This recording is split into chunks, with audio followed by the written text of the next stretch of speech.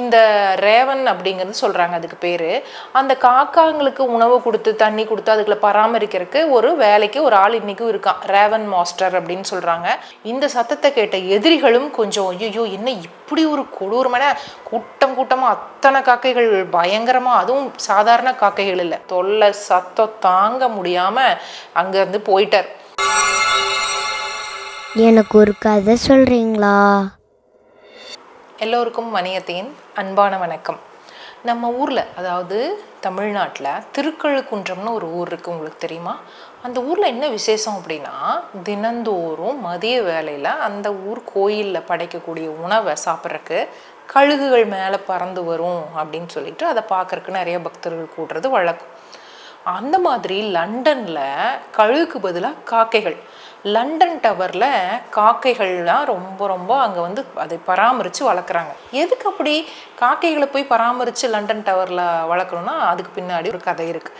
என்ன அப்படின்னா, ஒரு முறை இந்த லண்டன் டவர் மேலே வேறு நாட்டு எதிரிகள் படையெடுத்து வர்றாங்க. இந்த லண்டன் டவரில் இருந்தவங்க அந்நேரத்துக்கு அதிகாலையில் மூடு பனி, ரொம்ப பனியாக இருக்கும் இல்லையா அங்கே, அந்த மாதிரி சமயத்தில் வரும்பொழுது எதிரிகள் வர்றது இவங்களுக்கு தெரியவே இல்லை. இங்கே எல்லாரும் பாதுகாப்பு இல்லாமல் இருக்கிற சமயத்தில் திடீர்னு காட்டு கூச்சலாக காக்கைகள் எல்லாம் அங்கே தினந்தோறும் வந்துட்டுருக்கிற காக்கைகள், இந்த வீரர்கள் சாப்பிட்டதெல்லாம் மீதி வீசுவாங்கள்ல, அதை சாப்பிட வர்ற காக்கைகள் தான் அதுங்கெல்லாம் பயங்கர காட்டு கூச்சலாக கத்த ஆரம்பிச்சிருச்சு. அக்னி நம்ம வாழ்க்கையில ஒரு முக்கியமான அங்கம்.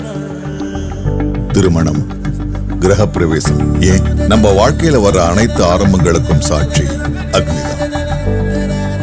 நம்ம நம்பிக்கைக்கு உறுதுணையா இருப்பதும் அக்னிதான். தரமானதை உருவாக்குறதும் அக்னிதான்.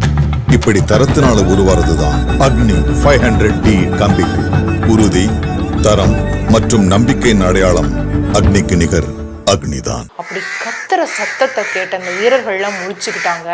இந்த சத்தத்தை கேட்ட எதிரிகளும் கொஞ்சம் ஐயோ என்ன இப்படி ஒரு கொடூரமான கூட்டம் கூட்டமாக அத்தனை காக்கைகள் பயங்கரமாக, அதுவும் சாதாரண காக்கைகள் இல்லை, அந்த காக்கைகள் கொஞ்சம் பெரிய விதமான சைஸில் இருக்கக்கூடிய காக்கைகள். அதனுடைய சத்தத்தை கேட்டு எதிரிகளுமே கொஞ்சம் அரண்டு போயிட்டாங்க. இப்போ இங்கே இருக்கிற வீரர்கள்லாம் அலர்ட் ஆயிட்டாங்க. இப்போ லண்டன் டவர் தாக்கப்படாமல் காப்பாற்றிட்டாங்க. அதனால் என்ன மாதிரி ஒரு சட்டம் அங்கே உருவாச்சு அப்படின்னா, லண்டன் டவரில் எப்பொழுதுமே காக்கைகள் பராமரிக்கப்படணும் அப்படின்னு ஒரு சட்டமே போட்டுட்டாங்க. இப்போ காக்கைகளுக்கு அங்கே உணவளிக்கிறது, அதை பாதுகாக்கிறதுன்னு நிறைய விஷயங்கள் நடந்துட்டு இருந்துச்சு. அப்போது அங்கே ஒரு ஆராய்ச்சியாளர் ஏதோ ஒரு ஆராய்ச்சி பண்ணுறதுக்கு வரும்போது இந்த காக்காங்களோட தொல்லை சத்தம் தாங்க முடியாமல் அங்கேருந்து போயிட்டார். அதனால் என்ன பண்ணிட்டாங்க இவங்க, நிறைய காக்காங்க வேண்டாம், நம்ம ஒரு 6 காக்கா மட்டும் வச்சுக்கலாம், மற்றதெல்லாம் அங்கே போய் வேறு இடத்துல விட்டுறலான்னு அப்போ இருந்து வழக்கமாக ஒரு 6 காக்காய்களை அங்கே வளர்க்க ஆரம்பித்தாங்க. இந்த ரேவன் அப்படிங்கிறது சொல்கிறாங்க அதுக்கு பேர்.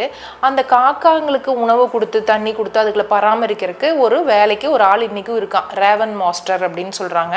அந்த ரேவன் மாஸ்டர் கூப்பிட்டா அந்த காக்காங்கெல்லாம் வருதுங்களாம், சாப்பாடு வச்சா சாப்பிடுது, தண்ணி வச்சா தண்ணி குடிக்குதுங்களாம், அந்த இதுலேயே அங்கே இருக்குதுங்களாம். இப்படி ரொம்ப நாள் வாழ்ந்துட்டு ஒரே ஒரு காக்கா மட்டும் ரொம்ப வருஷங்கள் வாழ்ந்துச்சான். இந்த மாதிரி லண்டன்லையும் என்னது, நம்ம ஊர்லேயும் சரி, பறவைகள் மனிதர்களுக்கு நிறைய உதவி பண்ணுது. நம்ம பறவைங்களுக்கு என்ன உதவி பண்ணணும் அப்படிங்கிறத நம்ம யோசிக்கணும். நம்ம அதை தொந்தரவு பண்ணாமல் இருக்கிறது, அதுக்கு தேவையான தண்ணி வைக்கிறது, இந்த மாதிரியான குட்டி குட்டி உதவிகள் எல்லாம் நம்ம செய்யலாம். நம்மளை மாதிரி உங்களை மாதிரி குட்டி மனுஷங்க அதெல்லாம் செய்யலாம். சரி, இன்னும் நிறைய கதைகளோட வணியத்தை உங்களை சந்திக்க வரேன். அது வரைக்கும் நன்றி, வணக்கம்.